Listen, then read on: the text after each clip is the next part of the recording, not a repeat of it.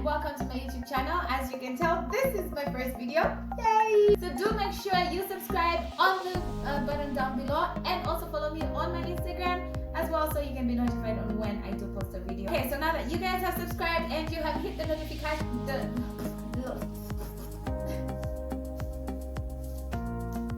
so these are the 10 simple tips and tricks that I use to travel. Number one on the list, guys, is you need to get your passport. Okay? Now, you need to get your passport as soon as possible. The reason this is on my list is because you do have to pay to get your passport, and the faster you get your passport, like if you're traveling, let's say next week, if you decide to get your passport today, you're gonna have to pay a lot more money as opposed to if you want to get your passport 3 months ago. Now, I've also attached the passport pricing list. If you cannot see it, I'll also put a link down below, so you can click on that link and you'll see the price. So number 2, always travel during off-peak season, guys. Off-peak season. Don't travel during New Year's, Christmas time, summertime, because the reason being, tickets are more expensive at around this time than if you were to travel, let's say month end January, sometime in February, March, April is also a good time to travel. Number 3, research where you want to go and just try and get in touch with maybe a local person if you're not familiar with the place. You don't have to meet the person. Do not get me wrong, it is not cool to meet strangers over the internet. Well, yeah, but it's not very safe. But you can just ask a couple of questions like, what can we do? What's interesting in your country and stuff. So you don't have to do all touristy things. When I travel, I prefer not to do touristy things. I mean, I'll do a couple, like 1, 2, or 3, but I'm not going to spend my whole holiday doing touristy things. Sometimes I do like to do what the locals do, and the best part about it is that they're cheap and they're free. You know. Number 4, research. After researching where you want to go, get information on the visa. There's no point to find a place, to book a ticket, to book accommodation, and then get there and you don't have a visa. Sometimes they don't even allow you on certain flights if you don't have a visa. I know that when you're going to the US, they do check if you have a visa even before you get on the flight. So be sure to get all the information about visas. Now, there are some places where you can go that will exempt you from getting a visa. And when I say you, I'm mostly talking about Malawians, guys. But every country has other countries they can go to without losing a visa. Number 5. Get you the cheapest tickets you can find. Of course, you're going to spend money, but you don't have to go all out. You can actually save up on your tickets. You don't have to pay the same as everyone else. And the best thing to do is always to research the ticket and make sure you get it at just the right price. This is the one question I always get asked, because I get my tickets at crazy prices, like crazy prices. For instance, I went to Nairobi in January for my birthday, and I bought my tickets at 130,000 Malawi kwacha, which is nearly $200 for 2 people. Return tickets for 2 people. And I posted a video of that trip on my Instagram, so be sure to watch the IGTV as well. And I'm going to show you the 3 ways you can get your cheap tickets. Okay, number 1, you buy your ticket online. Cheapest tickets are always going to be online, guys. And you use your Hopper app, which is my favorite app, to get the tickets, or you can use Skyscanner. Now, Skyscanner is one of those sites that gives you all the cheapest tickets you can find. I've also attached the link to that down below. Now, the other way you can also save on your ticket is if you join a frequent flyer club. Sorry, guys. This is one point I always tell everybody: don't throw away your boarding pass.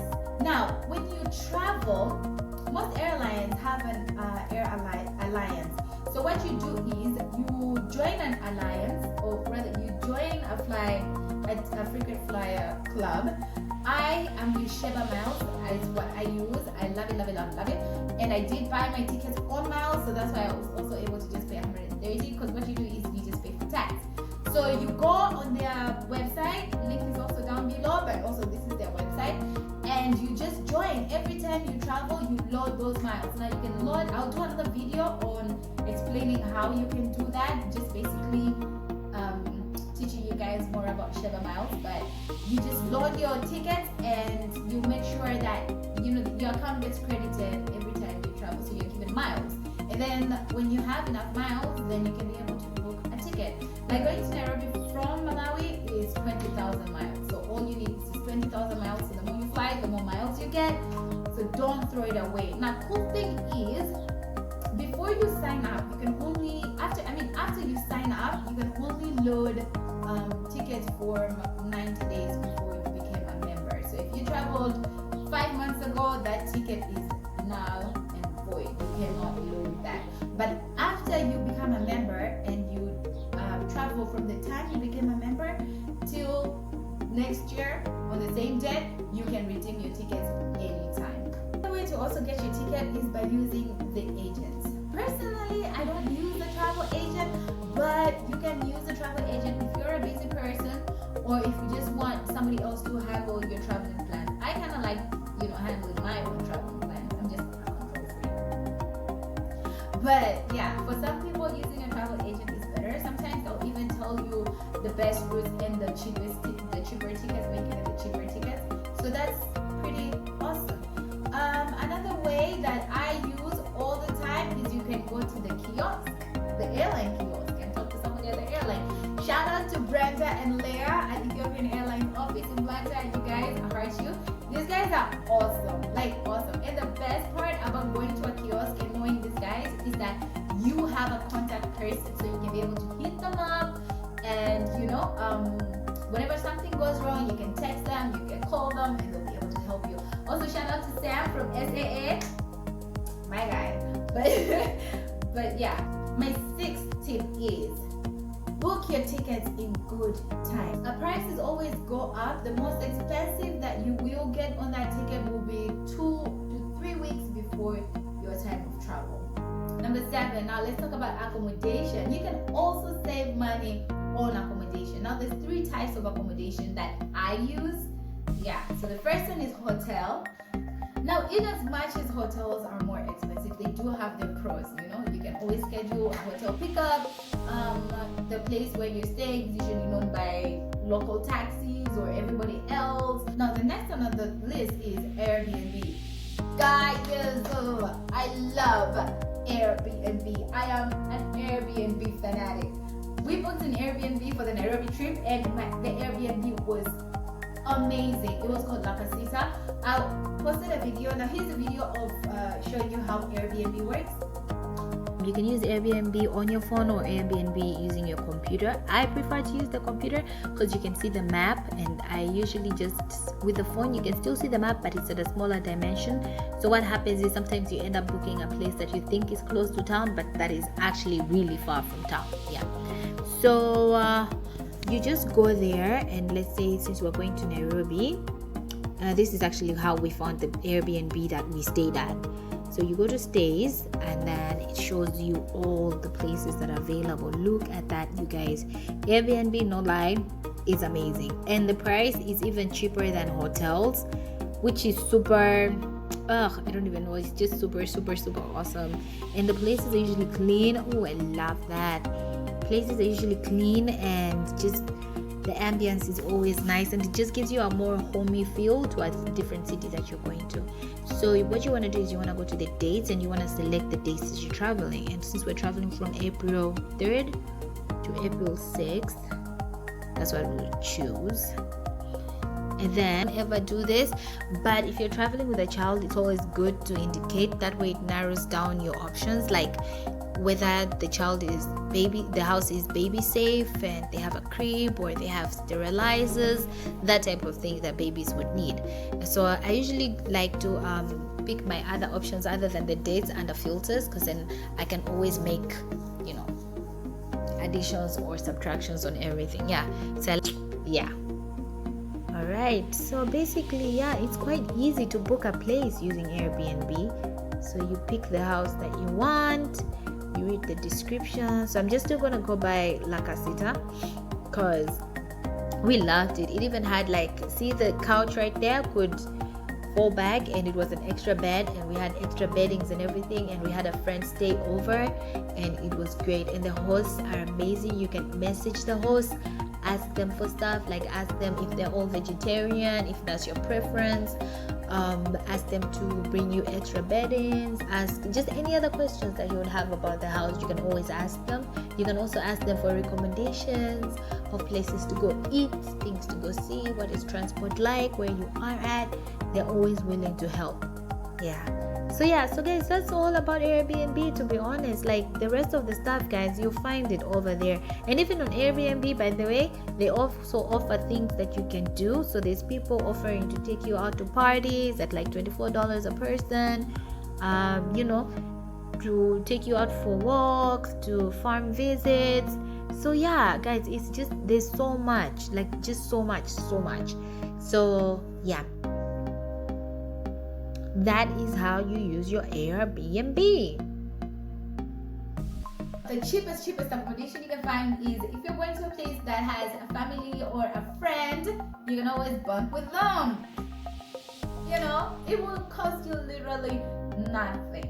So that is the cheapest way to save on accommodation. Right, number 8 is also research on the mode of transportation within that country. Now, a lot of people, when they travel, they do save money, but they find themselves blowing more money on transportation inland of the country. Now, I'll also give you a list of the 3 types of traveling, the ways that you can use. The first one is obviously the local transport. Every country has a local transport system, be it a tuk-tuk, bicycles, minibuses, or matatus, or trains. You can always travel on those, and they're always cheaper. They're usually cheaper than any other mode of transportation, other than, of course, walking.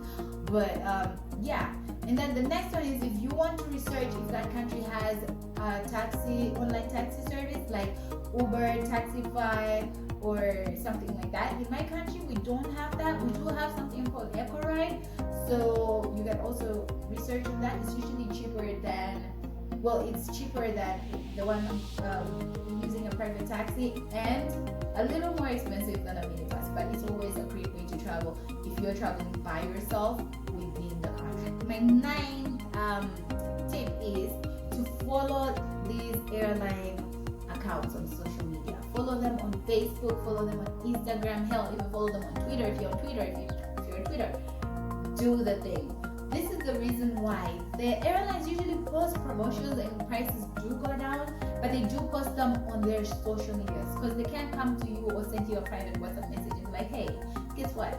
A ticket to London is now 300,000 from 500,000. It's only valid until April 1st. You're not gonna hear about it if you're not following these guys. 10. We're almost done. 10. Now this is the most important one, guys.